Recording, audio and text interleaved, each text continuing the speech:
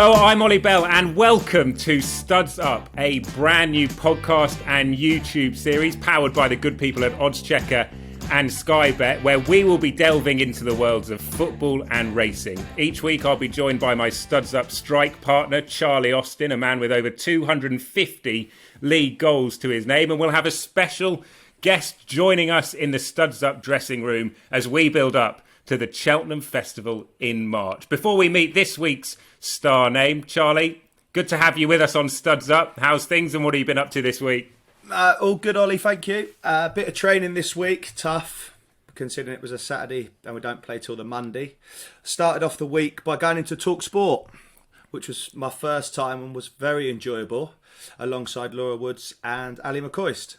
I'm actually annoyed with you, Chaz, because you gave them one of the biggest scoops of the football season because you told everyone that Van Dijk could have joined United. What were you thinking? Save that stuff for Studs Up. I know, could you imagine? Do you know what? It just rolled off the tongue. I could imagine, yes, Charlie. I just said before we went in the show, and then they kind of went, will you say that again? I was like, yeah, right, I'll go with it. And then you should have seen Laura and Ali's face was just like, look at me like that. I looked through the glass and mate, I think there's about 10 people around the window looking at me whilst I was talking. It wasn't until I left and I see all the stuff on social media about it, I was like, oh, well, it is what it is. It happened. Well, do you know what? That takes me very nicely into introducing the first ever Studs Up star name, because it is TalkSport breakfast host, Rangers in Scotland legend, Ally McCoist. And Ally, welcome to Studs Up. Thanks so much for joining us. You got this scoop. Were you all buzzing when Charlie revealed his secrets on TalkSport this week? Ollie, Charlie, first of all, I've got to say it's brilliant to join you two guys on Studs Up. And in answer to your question, Ollie, it was a magnificent scoop. I couldn't believe my ears. Listen, my phone was going, no sooner had Charlie finished the statement and my phone was bleeping and lights were flashing everywhere, guys. It was brilliant. What a heads up. And I've got to say, even out with that, Ollie, Charlie was fantastic on the show on the Monday. We knew he would be because he's been on a couple of times to have a chat with us and a catch up. But he came on Monday and it was excellent.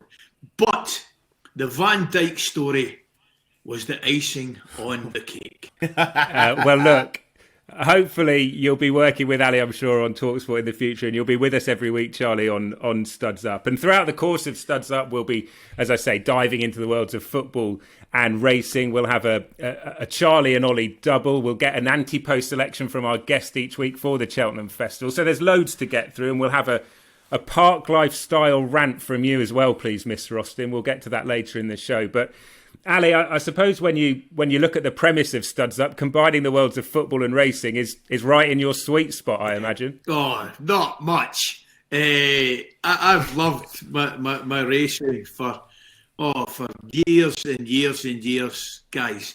I go back, Ollie, Charlie, I mean, when I was a wee boy, for example, my dad, who sadly is no longer with us, loved the horse racing, and he was constant night shift.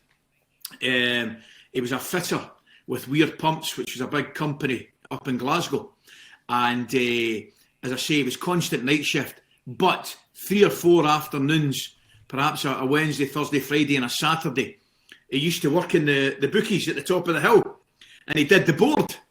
Now, I don't know if you'll remember the board, Charlie, but you certainly have heard of it, I would imagine you too. It was long before the days of TV screens and all that kind of stuff. And the guy used to do it, the odds would come down via a commentator, and 3-1 would be into 5-2, the 3-1 would get scored out, the 5-2 would get chalked up. And that's what my dad did, for 3 or 4 hours, 3 or 4 afternoons a week, watching my dad do the board. So, that's probably where my first interest came into horse racing, indeed. It's amazing. Chaz, do you remember the board days? Do you remember when they used to chalk it up on the board in the bookies? I understand where you're going with this, Ollie, and I do understand, same with you, Ali, but you do know, guys, I am only 31. So, no, I certainly don't remember that. However, I've heard the stories, but for the time I was in there, it was all electronic, all across the screens, and this is what it is. But no, I've heard great stories, and what you do find about that, Ali, is when you go in and watch. I mean, have you been, obviously the lockdown and stuff, but how the bookies and the betting shops have changed now, the atmosphere. Locally, I go and have a look into our local one, and there's only, say, 2 or 3 men in there, men and women in there watching and having a bet and stuff. It's quite sad to see. Even when I first come into having a bet, 18 in the betting shops, there was more people in there. There was more of an atmosphere. Oh, absolutely, Charlie. You know, I get back, and you know, I don't think there's any doubt. Like everything else, it's progressed and moved forward. But I can still remember sampling some of the big races, sitting there, and as you say, you couldn't get moving. There'd be 40, 50 people, 60, mainly older men, but there'd be some ladies in there as well, and you could just see on the floor the mass of ripped up coupons, right? It would just be, you know, get into the final furlong with a length lead, cheering it on, and then getting caught in the line, and the line getting thrown down in disgust. Disgust, I tell you. I can still see those days, but obviously, you know, it's a lot more accessible, you know, in many ways. You can do it via the internet, and it's easy. You can bet in many things. For example, back in the day, guys, it was we used to go to Sheffield as well for the dogs. You know, we had a great story with a pal of mine had a dog called No Doubt, right? I beg your pardon. It was called No Faults, right? So we used to meet for a quiet pint on a Thursday, and then we'd have just a bit of crack, quiet, and then we'd head back home. But this No Faults was running in the 7:40 at Sheffield. So Sheffield's in Glasgow, and we were in East Kilbride, which was higher up, but it's maybe a 15-minute, 20-minute maximum journey down. So there's about 6 of us pile in this big van. 6, whatever it was, half an hour before the race. We're only going for the one race. Away we went into Sheffield. Opened up 5-2. There was only 6 bookies there. Only 6 bookies. Bang. Straight up, never forget it, straight up to Harry Miller, right? Who is a legendary bookie, and there's more stories to come about our Harry. So the boys pile in. Away we go. 5-2. Comes into 2-1. I think it went off at 5-4. Anyway, don't need to tell you, No Faults. Round the last bend. On you go. Wins by 2 lengths, right? So we're up collecting from Harry Miller, and he shakes his head. Harry looks at us. He says, "Alec, why me?" I says, "What do you mean?" He said, "The other 5 bookies are Celtic supporters, and I'm the only Rangers supporting bookie here." I have to tell you guys, I've got to tell you, Charlie Ollie, I'll save it, but he did get his own back, but it's worth waiting for. All right, Ali, do not let us forget that story. I want to hear how Harry Miller got his own back on you. We'll talk more about the racing side of your life in a moment. But already you can see the enthusiasm and the great memories that you've got in the world of racing, both horse racing and greyhound racing. But you're best known, obviously, as we know, for what was just the most remarkable football career. And when you look at your achievements, 10 league titles with Rangers, European Golden Boot twice, Rangers' is all-time record goal scorer with, would you believe it, 355 goals. It is phenomenal what you've achieved in the game and continue to do with the broadcasting side of things as well, Ali. But take us back to the very beginning, because am I right in thinking that when you were a wee pup, Alex Ferguson used to drive you to training when you were with St Mirren? Is that right? Yeah, it's a true story, and it's a great story. And every time I see him, and funnily enough, when I see Sir Alex now, it would be at Cheltenham or wherever it would be, and you know, I'm lucky enough, I would call him up just to see how he's doing and things like that. So he's a man that obviously played a big part in my career. But when I went to school up in Hunter High, Sir Alex was just coming into management at St Mirren, and I was training there with the kids. I think I was about 13, 14, and he would come up to my school at 4 o'clock, pick me up, because he lived in the same town, and we'd drive over to Paisley with another lad, a lad called Stevie Cowan, who played with St Mirren and Aberdeen.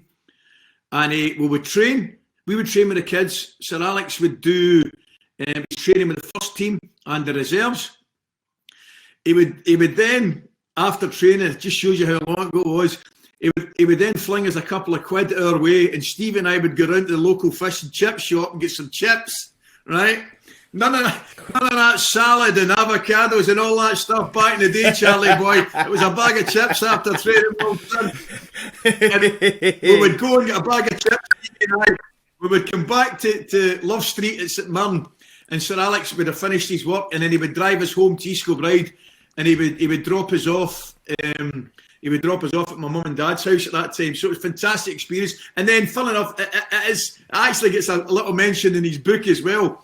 He didn't sign me at St Mirren because, believe it or not, he thought I was too small. So every time I see him, and every day, and every opportunity I get to see him, I walk up to him and I say, look at the size of me, I've made up for it now, Sir Alex, have I not? So he enjoys a chocolate at that expense. So I still wind him up every time I see him. I said, as good a manager as you were, I said, Sir Alex, you're the absolute best in the business, but I am living proof that not every manager gets it right. I love that. Too true, Ali, too true. Chaz, did you ever play against a Fergie team? Yeah. Did I play against a Fergie team? No, I didn't. My first time was when David Moyes took over. They beat us 4-0 at QPR at the time. But you'd seen, growing up, my generation growing up, everyone was Man United, Manchester United. That's who you wanted. I've been a Liverpool fan. I see Man United and I'm... Yeah. Fergie wins. Fergie time. Everything was about Fergie time. And then I think my earliest memory back of Man United was obviously when they won the treble in '99. And you just think, can he do any more? Yeah. And the fact that he went on, the longevity that he's shown as a manager and at the biggest club almost in the world, especially how managers are getting chopped and changed so much now. He was superb. Don't get me wrong, he backed it up with results and trophies and etc. etc. But to be that long-term manager in the game, I don't think we'll ever see that again. Yeah, it was remarkable. Boys, we'll talk about his achievements. Sorry, Ollie, I was just going to say his achievements are absolutely remarkable and they're well documented. But before his quite incredible achievements at Manchester United, I need to tell you, lads, what an Aberdeen side that he formed. I mean, absolutely top class. They kind of broke the dominance of Rangers and Celtic. And not only did that, they won a few titles. The mainstay of the Scottish team with Leighton, two centre-backs, McLeish, Muller, Gordon Strachan played, Mark McGee. They were actually a brilliant, brilliant team that went on to... I mean, they beat Real Madrid in the European Cup Winners' Cup final. I mean, we're talking about... And then won the Super Cup. So, proper side at Aberdeen as well. But, I mean, his achievements at Manchester United were legendary. He was a phenomenal manager, and he is also a huge racing man as well. So, hopefully, you never know, he might appear on Studs Up one day. Ali, you know when you was obviously going back now to the St Mirren days, when you was with Sir Alex, when you was in the car and stuff like that at 14, yes. 15, what was your thoughts? He was first team manager. What are your thoughts then? Was you nervous? Was you didn't want to say anything, or was he quite an open guy when he was in the car? Oh, he was open. He was really open. But he always had the respect, as you would hope and expect, guys. And you listen. I remember he loved this story because Stevie and I went into the chip shop one night and with a bit of an RJ Bargy, the two of us. This is the truth, bit of an RJ Bargy. And Fergie actually had got called, right? And he'd take him round to the chip shop, and Stevie and I were rolling about the floor, punching each other, right? So, honestly, God, he says, I can't believe it. He says, you two are giving me more hassle than my entire first team and reserves put together. So, my first form of disciplinary action was carried out by Sir Alex when I was 14. But my point of the story was, he was just brilliant. You know, I can remember the journeys in, and you would just sit and listen. You would clearly, you would converse and have conversation with him when asked question. And I just wanted to be like a sponge, man. I just wanted to ask this guy so many questions about football, and he was always very open. And listen, it hasn't changed throughout his life. Open, tells you as he sees it, calls it as it is. And that's him. But Charlie, I can remember the journeys, and you would just sit and you would hang on every word. You know, you'd hang on every word. I absolutely love that. Because I've now got an image in my head of a sort of battered sausage flying around a chip shop and Fergie having to sort of run in and break up a fight with two 14-year-old lads back in the day. And Fergie absolutely loves his racing, as I was saying. I remember actually, because he's had plenty of good horses. He owns Clanders Oboes, a dual King George winner. And he's got various flat horses as well. And I remember when I was a kid, he'd ring up one of his trainers, my uncle Michael Bell, the day of the Manchester Derby to find out how his horses were. He was so on top of every part of, clearly, the football side of things, given what he achieved, but also the racing side of things. And he's so passionate about racing. That must have been unbelievable back in the day to have that opportunity to learn from someone like that.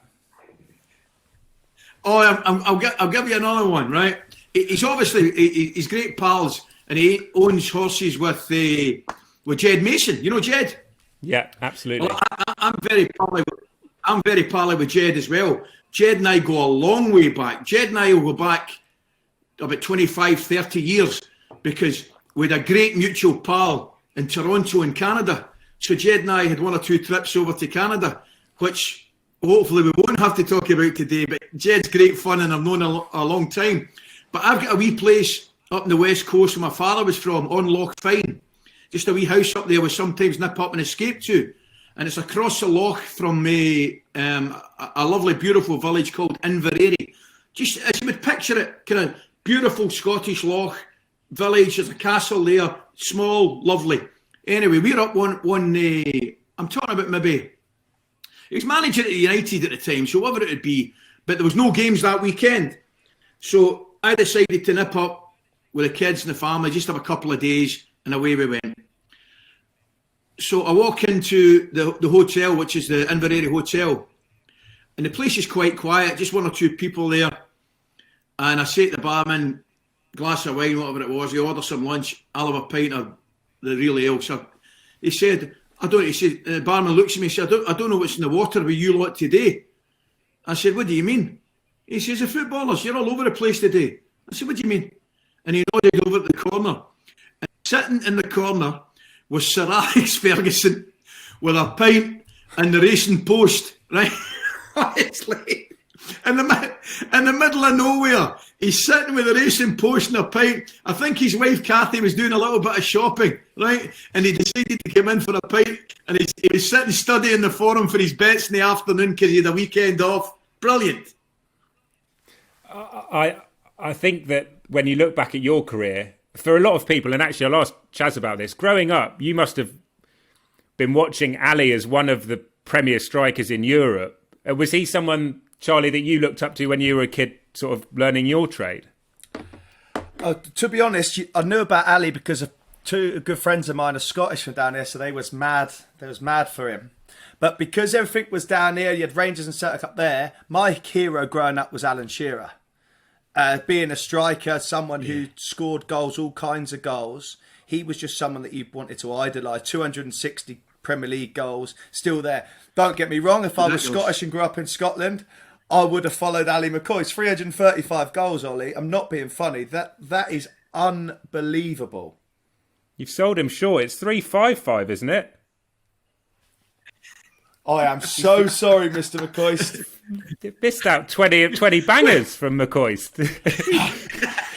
Ali, I remember all my. I reckon I could remember all. I reckon I can remember all my goals, but there is no way you scored 20 bangers. There is no way you scored 20 bangers. No, Charlie, you're absolutely right, mate. Not in this world did I score 20 bangers. No, never in a million years, mate. Never in a million years. But I tell you what, listen, I'm with you all the way. Alan Shearer, man, what? When you talk about his goal scoring record, and you're right, 260, but I think he's about 40 or 50 ahead of second place, who I think's Wayne Rooney. Yeah. So it's not as if he's just ahead. Brilliant. Incredible. And Ali, do you know, we can talk about Wayne Rooney quickly. Do you think now he will get the respect I think he deserves as a player? All-time Man United goal scorer leading, all-time England leading goal scorer. That speaks volumes. volumes of what he has achieved, and everybody kind of criticised him the back end of his career. Now he's taken a step back in management. Surely we can all look on it and think, wow, this kid was unreal. You look back to 2004 when he got injured, 2006, you think, how? If he didn't get injured, England surely would have won a tournament. But for me, the respect hasn't been there when it comes to the back end of his career. For him to score that many goals for England and for Manchester United, he must have been the top English player. Charlie, I'm with you, mate. I'm with you 100%. And I used to think about it, and I used to say the exact same thing. And my words were, I think Wayne Rooney is one of these players, for whatever reason, that we will not appreciate until he's not playing anymore. And that in many ways is kind of sad, because I did the same as you. I can hear it in your voice. I really appreciated him as a player, and I don't know whether it was perhaps that England side, which was fantastic, never won a major tournament, or there was a little bit of, maybe from the England fans, I don't know, I'm guessing, maybe a little bit of anti-Manchester United. I just don't know. I couldn't understand it. But when you look at what he's achieved in terms of, I mean, top goal scorer of all time, England and Manchester United, can't get any better than that, surely. No, again, that's what I'm saying. And for me, I think he's there. He's definitely, for me, top three, the greatest England player of all time. I know a lot of people will think, Chaz, that's a big statement. But what that guy achieved is unbelievable. What about, I mean, he's obviously given his record, as you say, right up there. But I think if you ask most fans for sort of England's best players of all time, Paul Gascoigne would have to be right up there on the list, wouldn't he? And Ali, you obviously played with him at Rangers. How good was Gazza both on and off the pitch to be involved with? Oh man, awesome on it, awesome off it. Never a dull moment. What a player. And you know, some guys, I would take it a step further. I actually believe, honestly, that we at Rangers get the best of Paul Gascoigne. I really do. He was brilliant at Newcastle, had a good period at Spurs, got injured, obviously went to Lazio, had a good England career. But I mean, the period he was, guys, you could see he was loved. He needed to be loved. He was loved. He was living. He was in an environment where he was incredibly happy. He was always happiest on the training ground, but at the same time, he lived in the next village to me. So there was a couple of lochs he would go. I mean, he was a nutcase, man. He'd think nothing of getting up at 5 a.m. and going for 3 hours fishing before training and things like that. I mean, that's just what he did, you know. But I mean, in terms of the talent, I mean, some of the games, some of the goals. The one that sticks to mind is when he scored the hat-trick. I think it was the second last game of the season to beat Aberdeen to win the title. I think it was the 8th title in a row, and he scored the hat-trick. And I would urge anybody that's not seen it to go and look at the quality. I think the third goal was a penalty, but to go and look at the quality of the first 2 goals. I mean, there were the kind of goals that, and you'll know what I mean here, Charlie, Ollie, there were the kind of goals that perhaps only Gascoigne could score, you know, those kind of goals, upper body strength, beating people, beating players. He was just a fantastic player. And great, I mean, a genius to play with. Played against him just once in the game at Wembley, the 26th game, they beat us 2-0. But you know, when you go on about that, Ali, of what you'd had him in the team, and what was he like in training? Because when you play with people like that, when I've trained with people, you think, wow, how do they do that? And for me, when I played with better players, it was almost like, fuck, that's great. They're going to roll them on the plate for me all day long. Did you have that kind of feeling? Or was Gazza selfish, like he was beating 10 players and rolling it in? Oh, aye. But he would make a goal for you as well. But I tell you what, this isn't a criticism. If he had a chance to score it himself, he would. I remember we played Stoya Bucharest in the Champions League. I remember. And he went in a run, he beat 2 or 3 players. And I've just made a run right down the middle of the park, Charlie. And I'm thinking, I've got to tap in here all day. Tap in all day. I'm thinking, just keep going, beat another 2 or 3 and then roll it along and play it to me. And I don't need to tell you, he did. He beat another 2 and 3 and I'm thinking, I've got to tap in here. And the bandit stuck it in himself, you know what I mean? so it's brilliant. And you know what it's like, Charlie? I've got to go over and go like, aye, well done. You know, instead of saying, you should have squared that, you bastard. But could you, Ali, could you imagine if he missed? Then you'd have had him. You'd have had him in the tunnel. The law. I mean, I had a couple of scraps of him as well, Charlie. I mean, that's the thing. You think about Gascoigne and everybody. Oh, aye. I mean, we'd have scrapped in the League Cup final. You know something? And another day, we should have got sent off, right? One of these was he's coming through with the ball, Charlie, and we're playing Hearts. It was at Celtic Park because Hampden was under reconstruction. We're playing Hearts, and he comes through. And I've went to stand up, and then I've spun in behind. But he's played it into my feet, because he wanted me to be a wall. So it didn't happen. I went in behind, fine. So 2 minutes later, he comes through again. And then I went again behind, and I just came short to be the wall. And I don't need to tell you, this time he played it in behind. So as he plays it in behind, Charlie, he throws his hands up in the air, gives it one of them, as if I'm some sort of bampot, some sort of numpty, right? So there's about 50, 60,000 there. And I'm raging. I'm not having it. So I went right up to him and I grabbed him. I says, "Oh, you." I says, "You ever try to make a fool of me in front of 35,000, 50,000 folk?" I said, "You and I are going to be rolling about here in 2 minutes." Of course, he doesn't back down. He says, "Oh, is that right?" He says, "Come on in." He says, "Let's have some." Right? So we've got players and the referee splitting us up. Honestly, this is before half time. So we'll get in at half time. And we're still bickering away at each other. And eventually Walter went crazy. And I'd seen Walter angry before, right? And I knew this was not a man to be messed with. But Gascoigne hadn't seen it. So when I saw Walter was just flipping over the line, of course I just went, shut up, nothing. But Gascoigne couldn't shut up. And I remember Walter grabbed him in the dressing room and he shook him, right? And Gascoigne, his face went red. He was shaking like a leaf, lads. And I'll tell you what he did. He went out in the second half and scored 2, and we won 4-3. He was amazing. And I've got some brilliant pictures. After the game. Myself and Gaza with arms round each other, with the League Cup there between us, and the two of us are smiling and laughing. And I'm thinking, if only everybody knew what happened 45 minutes earlier. Brilliant.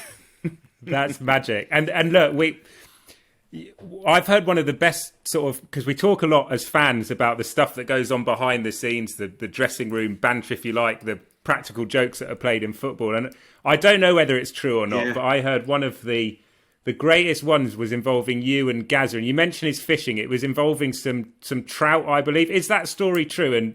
And what is the story? Oh, 100%. 100% true, right?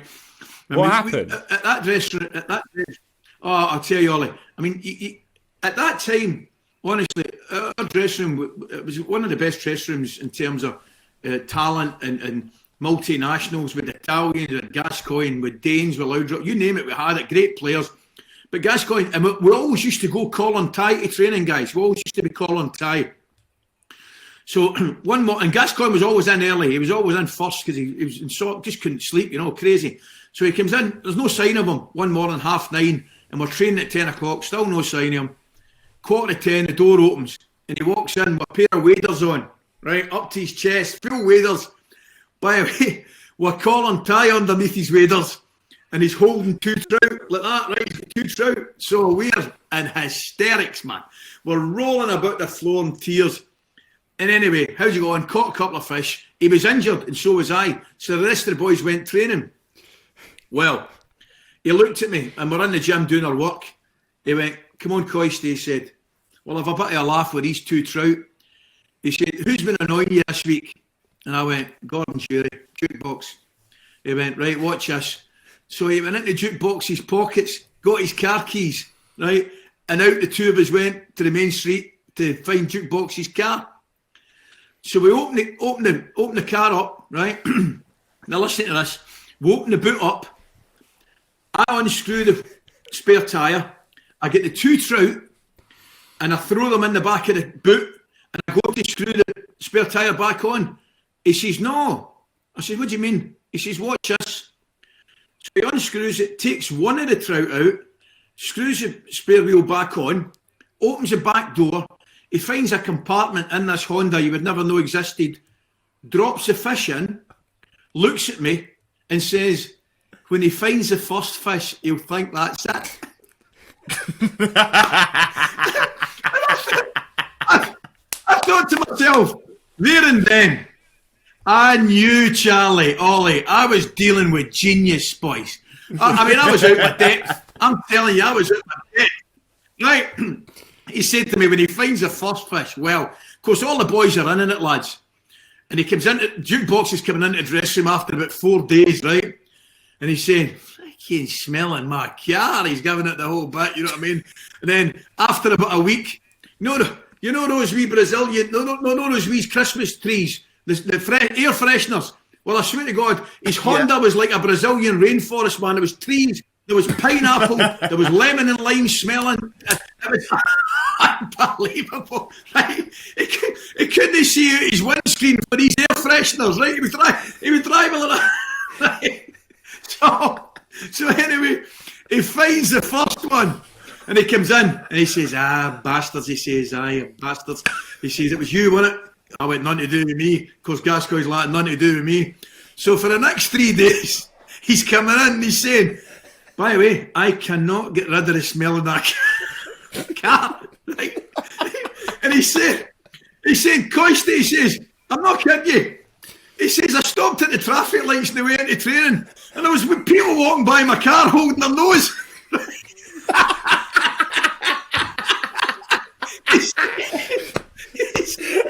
My cheeks are hurting. So eventually, unbelievable. So eventually, he says, I'm going to have to send this in to get checked. Right? So he takes it to the garage, and he said, eventually they found the other fish. Right? He said, the two guys cleaning it, he said, they were like some a nuclear plant. He says they were walking about with big suits on. The car was minging, it was filthy. It was but I knew, tremendous. And before you get any further, it cost Gascoigne and me a right few quid to get that car cleaned because it wasn't your normal valet service, I've got to say. Water charges a few quid, but it was, I need to tell you, it was worth every penny, boys.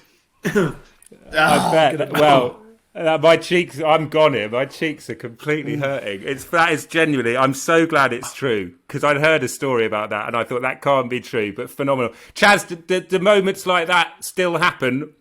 Do they still happen in the dressing rooms, or has it got a bit more, somewhat more professional than those trout bays? We ain't getting there. You hear the stories. You hear the stories and you wish like you'd be part of the dressing room. But the game is it's sad to say the game's changed on and off the field so much now. It's you have the jokers, but there's only limits. There's only limits you can go to. We're talking about a genius here with 2 trout.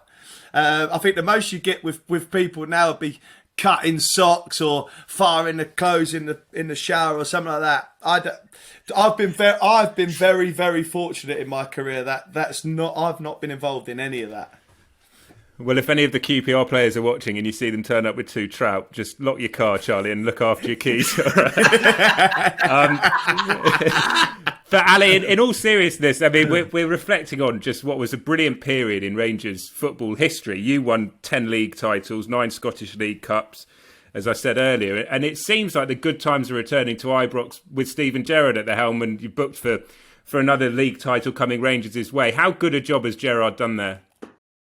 Ollie, Charlie, brilliant. You and I think we spoke about it on Monday, Charlie.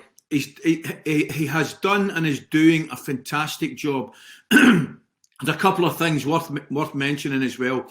He's been well supported, Stephen, by the board, you know, because I think this is his 3rd year now. And I said at the start of the season he's been doing fine, but now Rangers have to win something just to prove that they're back. And I've got to say, the level of performance from the team this season, domestically and in Europe, I mean, to go through that camp, the European League section with Benfica in it and win the group was no mean achievement as well. But in terms of their overall play, you know, he's clearly got a very good backroom staff. Gary McAllister, I know very well. Michael Beale, they're all they're a team, leading a team. And as I say, Stephen deserves enormous credit. And just if they can get the boys over the line, which you've got to say, in all intents and purposes, it looks as though it's very, very achievable now. I can't tell you how many people it will mean so much to, because it's been a long time and the club's been through a torturous period, going into administration and liquidation and things like that. So, Stephen, I'll tell you right now, if Stephen manages to hang on and win this title, he'll be never mind Liverpool, he'll be an absolute legend up here at Rangers. Can I just ask a question, and I'll get your thoughts, Ali, and Charlie's if I can? Because I speak to a few people who look into football data and the numbers, and the levels that Rangers have played at this year are right up there with the best in many ways across Europe. You've been very good at the back, you've scored goals, you've got very talented young players coming through. Yeah. There was a time there was talk about Rangers and Celtic either joining the Premier League, or there's talk of perhaps a European league, if you like. Would you, as a proud Rangers man, Ali, welcome Rangers branching out into a different league in whatever form that is? Yeah, in answer to your question, yes, I would, Ollie, but at the same time, I'm appreciative of the fact and aware of the fact that Rangers have obviously got a very strong Scottish history and heritage within the Scottish League. But it's only natural that you would like to see your own team and your best players compete at the highest and best level possible. And there's no getting away from it. 100%, the English League, not only is it far better than the Scottish League, it's the best league in the world, probably. So that is, effectively who you want to compete against. And Rangers are now hopefully going to get the opportunity to do that, and are doing that, albeit not the Champions League, but certainly at this moment in time, the Europa League. And if they win the league this year, which, I certainly hope they do, they'll have an opportunity to test themselves against the champions of other countries, obviously. But I just think, looking at the big picture, I think it would be brilliant. I really do. But I understand the concept of, listen, some of the English clubs wouldn't be happy, because it's like, effectively, it would be like turkeys voting for Christmas in some cases. But I just think, I look at it, I think, I mean, how mouth-watering would Rangers, Arsenal and Celtic, Liverpool, Man City and Celtic, Rangers, it would just be absolutely incredible on a regular basis. I'll tell you right now, if it ever happened, they would have to, and I really mean this, they would have to put another tier on the Govan stand or one of the stands at Ibrox, because 60,000 wouldn't be enough. I think we've got 50,000 season tickets every year just now anyway, but you'd need to increase it. Would you be an advocate of it, Charlie, of them joining the Premier League? Yeah, I would think there'd be a good idea in time to come, but then it would put like this debate to bed. Can Celtic and Rangers mix it in the Premier League? That's the biggest thing, is what everyone says. You see what they're doing this year and what Celtic have done for the last 8-9 years. It'd be good to see them mix it in the Premier League with the better teams. Like Ali said, England is the best league in the world. You can see that when it comes to Europa League and the Champions League. There's no doubt our teams go further than many. We have 4 that qualify, 5 that qualify. Was it last year when it was an all England final? The year before? Do you know what I mean? So it just shows it that we are very strong. And let's be honest, Ali, you agree with me here. Every player, if you asked every footballer around the world, where would you want to play? And they would all say the English Premier League. Absolutely. Charlie, effectively, Thomas Tuchel, who's just come from Paris Saint-Germain, one of the biggest clubs in Europe, the first thing he said was, I'm coming to the best league in the world. So I don't really think it's up for debate. I think you can look at the Spanish league and say, technically, there might be 1 or 2 teams have got a little bit of this and a little bit of that. But in terms of the competition, guys, in what other league in the world would you get a team that's 5th bottom beating a team that's undefeated at home for 60, 70 games, and then the following week, a team that is bottom by some considerable distance beating the team that's second top, both away from home? I just think the league, and I speak as a neutral, although if you put me in a corner, Chelsea are my team, but I speak as a neutral and say, this year in particular, the league is fantastic to watch. It really is. Yeah, it's been so exciting, and still to come on Studs Up. We'll get Charlie's rant, and we'll touch on the latest football and racing stories, including the managerial change at Chelsea. But before we move on, Ali, I must just ask you about your passion for racing. You do owe us a story regarding a bookie who got his own back on you eventually. But when you were playing, was the atmosphere in the dressing room? Was there a lot of interest in racing? Were you able to go racing and enjoy a day at the races, a day at Cheltenham? I don't know what it was like back then, but were you able to enjoy the races? Oh, we loved the races. We absolutely loved the day at the races. One of my greatest pals that tragically passed away, Davy Cooper. Davy Cooper's one of the best players you'll ever see in your life, lads. In fact, I still think that to this day he's Ruud Hulet's favourite player, because Ruud had him in his all-time best 11 he's ever seen. That's how good Davy was. And I'll tell you about Davy. Davy didn't have a right foot. He wasn't quick. He couldn't tackle and he couldn't head the ball. But his left foot was like a wand. Honestly, what a footballer. And Davy loved the racing. And we used to go down to Ayr or Hamilton or Perth or Edinburgh, whatever it may be. And with a day down there, myself, Big Derek Johnson, who's a Rangers and Scotland player, wee Charlie Millers, 5 of us in a box. And we've not had a winner all day, right? And it's come to the last race, and Cook's bursting to get a winner. And I came up and I said to Big Derek, I said, watch this, I'm going to wind him up here. So I said, it's the last race, lads. I said, I've got to be honest, I was talking to one of the trainers about half an hour ago before the second last race, and he's gave me a tip for the last race. I said, I can't remember the name of the horse. So I said, the jockey's good. I said, the trainer's brilliant. He's only given me a couple of tips before, and they both come in. And of course, Coops was like, what was the name of the horse? I said, I can't remember. I said, for the life of me, David, I cannot remember the name of the horse. He said, come on, Ali. He said, remember. He says, what's the name of the horse? You need to remember. Come on. I said, Coop, I can't. No, I said, I cannot remember. I just can't remember.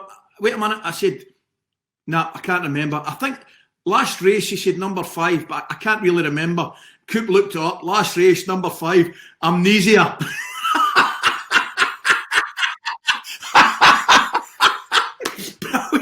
Amnesia. Well, we fell about laughing. Coop he threw the race card at me, and away he went, stormed off in a huff.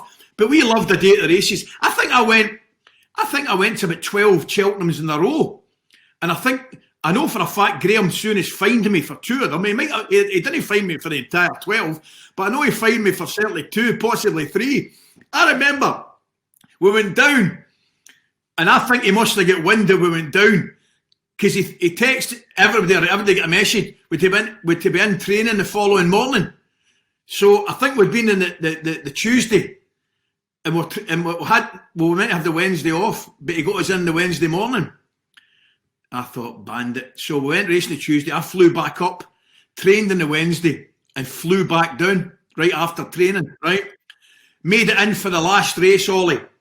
And if memory serves me right, I don't need to tell you, I think it was a 5:15 Katabatic, 72, on you go. One race, we made it down for the last race now. And I think he knows now, but I don't think he knows to this day that we went back down for the Wednesday and flew back down. But no, Cheltenham was just amazing. And still to this day, when we go down, I go and stay with old Ivor at the Leg and Arms in Chipping Camden. Charlie, old Ivor is unbelievable. Unbelievable. Right? I think the first time we went down there, I think we're driving down and we're getting the M6 just about Birmingham. And of course, the boys are busting for a pint. And we're looking at the clock and we're thinking, I wonder what last orders is at Chipping Camden. We don't know. Just keep going. So bags are still in let's get in and get a quick pint. So we get into this pub, get a pint up.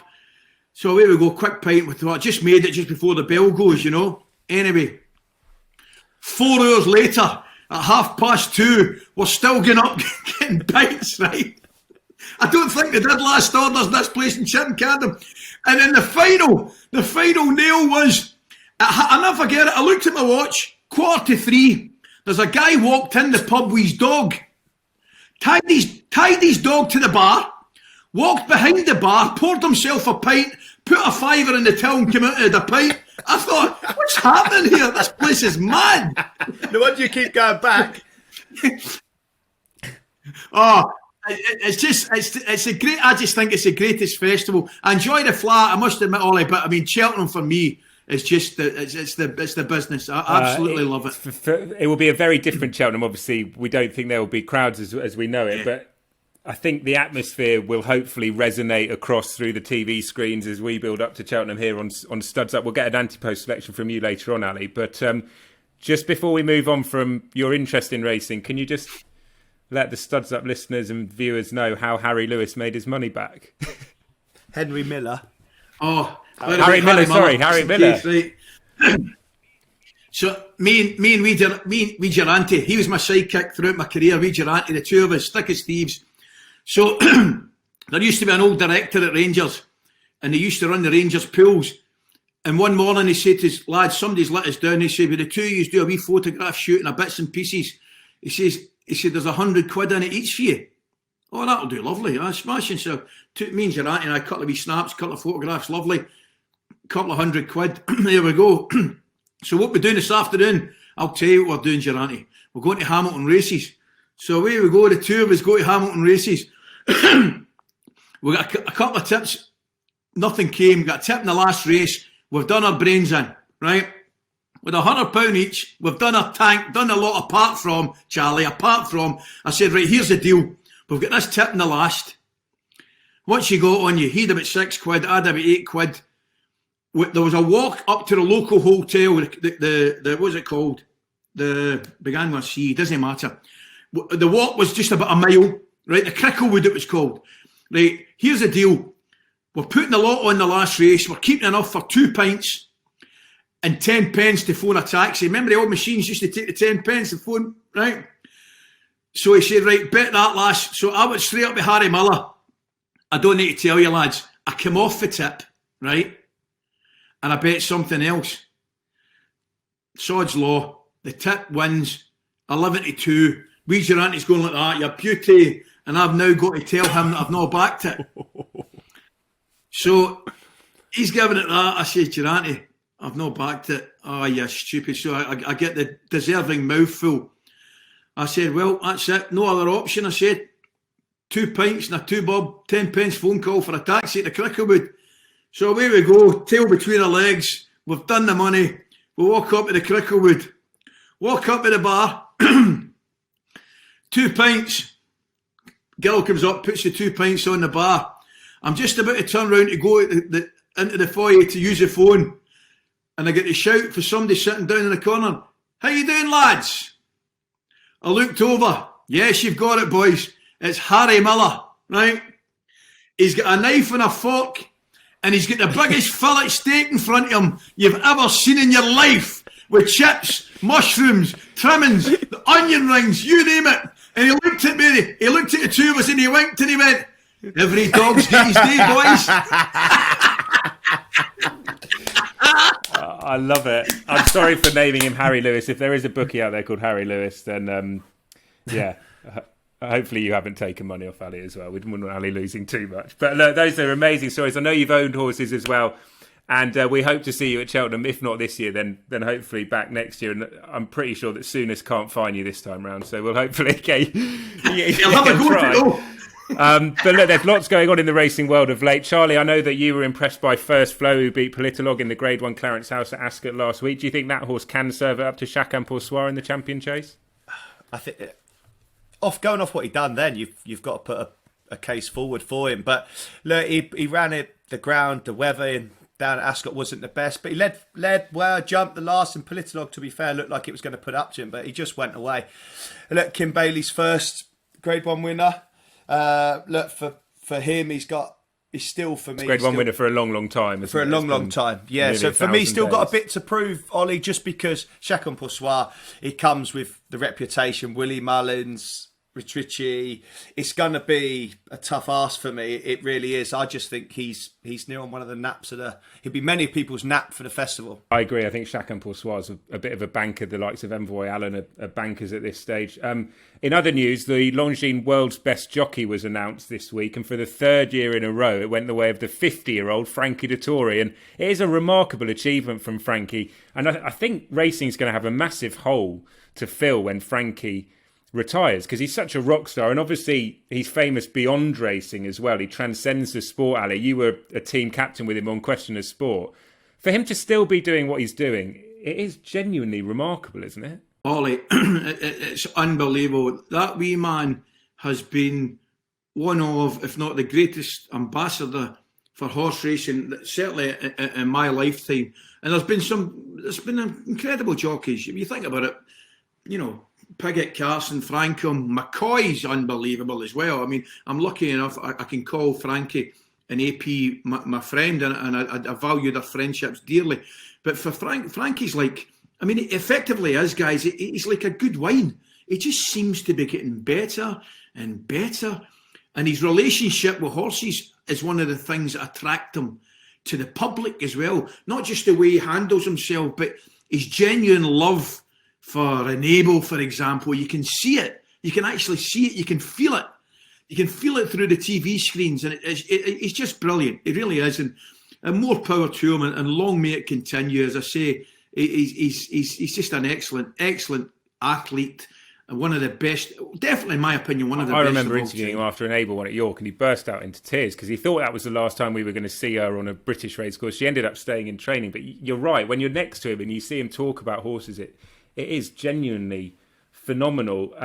I want to get some stories from you about his time on Question of Sport. But Charlie, I know that we've spoken in the past about trying to attract racing to a younger audience.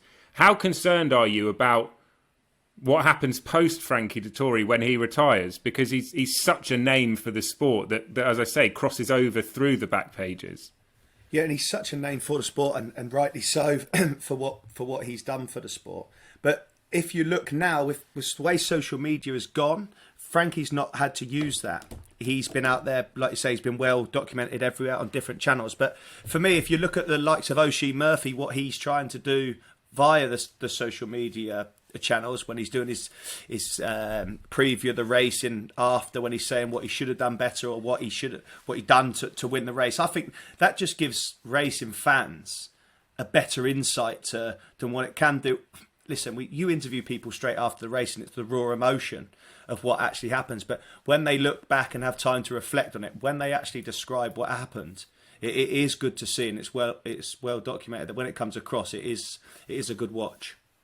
Yeah, definitely, completely agree. Was he a diva on Question of Sport, Ali? Oh, I mean, I've never seen a man spend as much time in makeup before a TV show in my puff, lads. It was embarrassing. I mean, for the size of him, the amount of makeup was going on that face, it was embarrassing.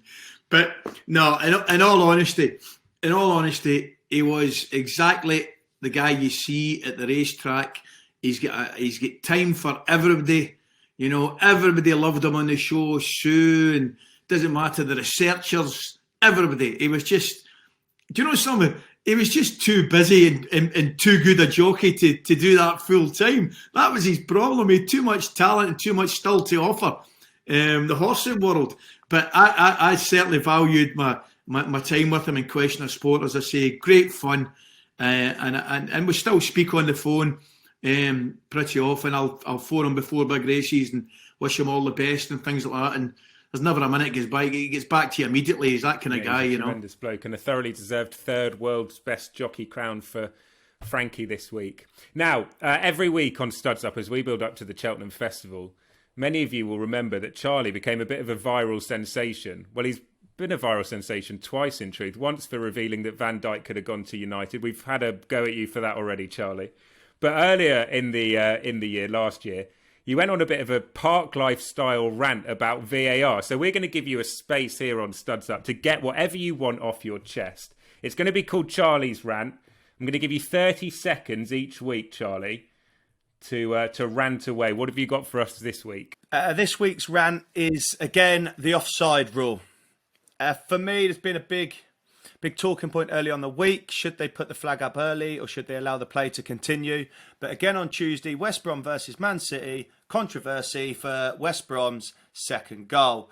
Man City's second goal, sorry. The West Brom player stopped, looked across the line, the flag was up. Man City players bent the ball in, nonchalant, went back, checked the VAR, and it's onside. Goal stood. How long will it be till we cancel this kind of silliness out. We put the flag up, offside, offside. If it's not, continue to play on. Because if we carry on the way we are, the next step, Ollie, won't be a goal that we're talking about. It'll be a player being injured via collision. It's touch and go whether Cheltenham goes ahead on Saturday. But if it does go ahead, it's a terrific day's racing to look forward to because it's trials day and that does exactly what it says on the tin. It's the last key day at Cheltenham before the festival in March. Horses we could expect to see there if it goes ahead include Paisley Park, the former Stayers Hurdle champion who's owned by Andrew Gemmell, a terrific story that. Santini might run in the Cotswold Chase.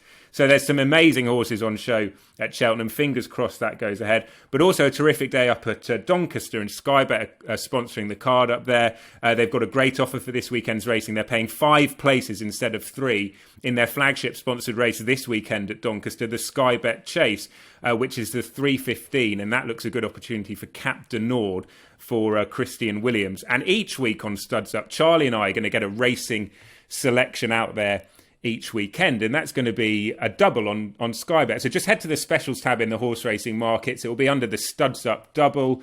So let's kick things off. Charlie, you can go first. What is the first leg of the double going to be this weekend? It is in the Sky Bet handicap chase, and for me, it's Cap de Nord. Look, on the last time it ran, it comes second to Royal Pagali, who has had everything spoken about him. You've seen what he done last week. They're actually stuck where they're going to go.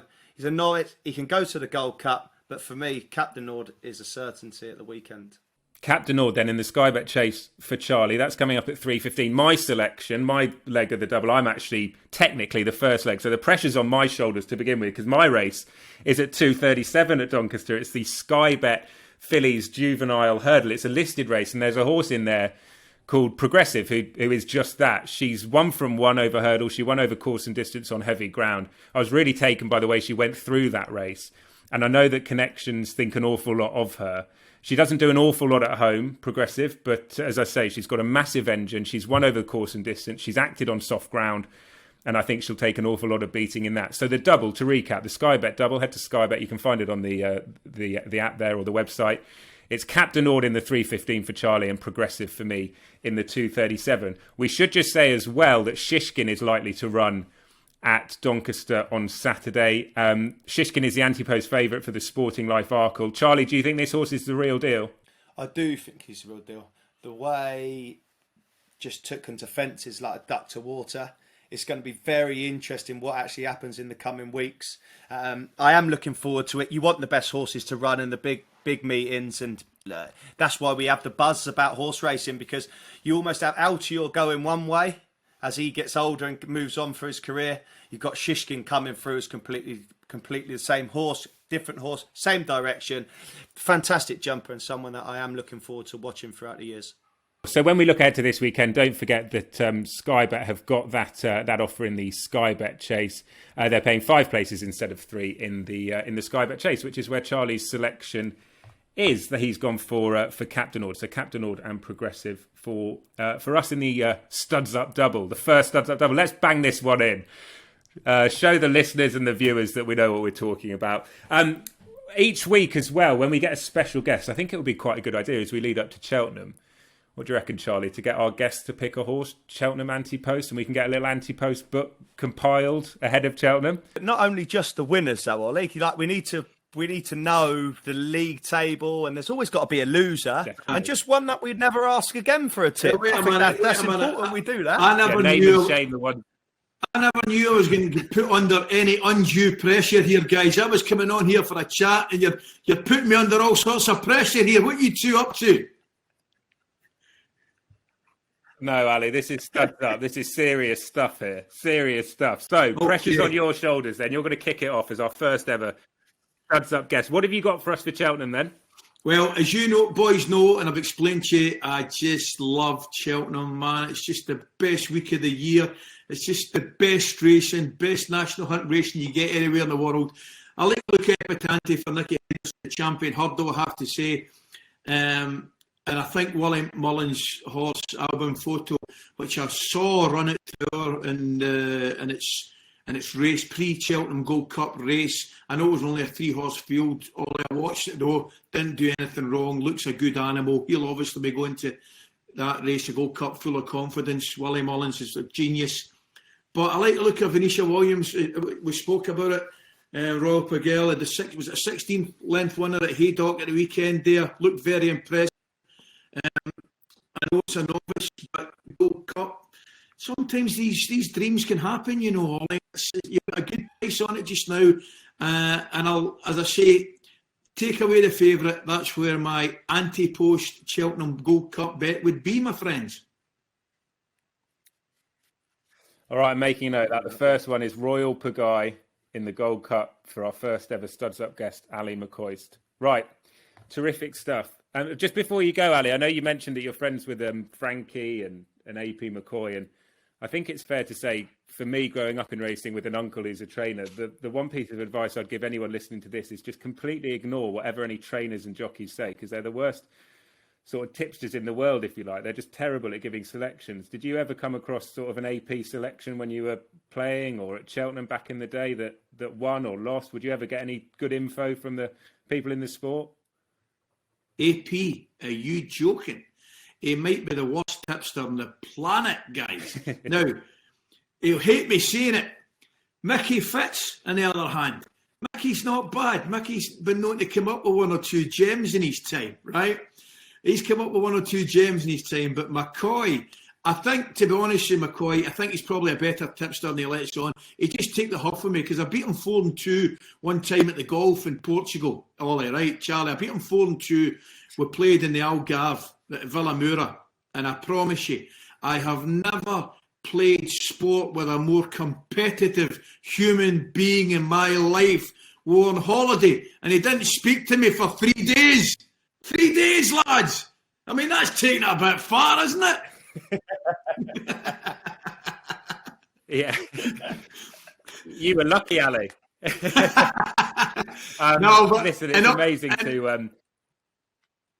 I was just going to say, in all seriousness, guys, you touched on it. You speak about sportsmen at the best, you know, at the competitive level. And as I say, really blessed to know two of the finest of all time. McCoy, I took my oldest son down to his last day's racing, and we flew down because I didn't want to miss it. I just wanted to be there to say I saw McCoy in his last race, and it was fantastic. And my oldest son came with me, and a wonderful day. And he's been a great friend for a number of years, and he's great companies, you know, him and Chanel and the family. And as I say, it would be remiss of me not to mention that I have won £1 or £2 on some of the mounts that he's been on. So it would be churlish of me not to mention that, guys. You're a top man. You're a great friend of us. And I know that we've rattled off your career achievements, but we've got another trophy to send you. As the first ever Studs Up guest, you'll be getting a trophy from us. So a huge thank you for joining us, Ali. Loved it, boys. It's been absolutely amazing hearing those stories. And you're an absolute legend. Ali, thank you so much. Charlie, that's the first Studs Up done. Happy? Happy. Thank you, Ali. I got to be honest with you, yeah? I was nervous. I did say that. First 10 minutes, I did have a little panic up. But no, happy. Great stories. Plenty of content in there. Look, it's going to be an enjoyable road to Cheltenham. It sure will. Every week, as we build up to the Cheltenham Festival, we will bring you Studs Up, brought to you by oddschecker and Sky Bet. A huge thank you to the great Rangers and Scotland legend Ally McCoist. Thanks as always to my Studs Up strike partner Charlie Austin. We are here every Friday. If you like what you've heard or watched, please leave us a review on the Apple podcast or in the comments section on YouTube. I'm sure you all know how to do that, but like, subscribe, get involved with us on Studs Up. Thanks for joining us. Thanks to everyone involved, and we'll see you next time.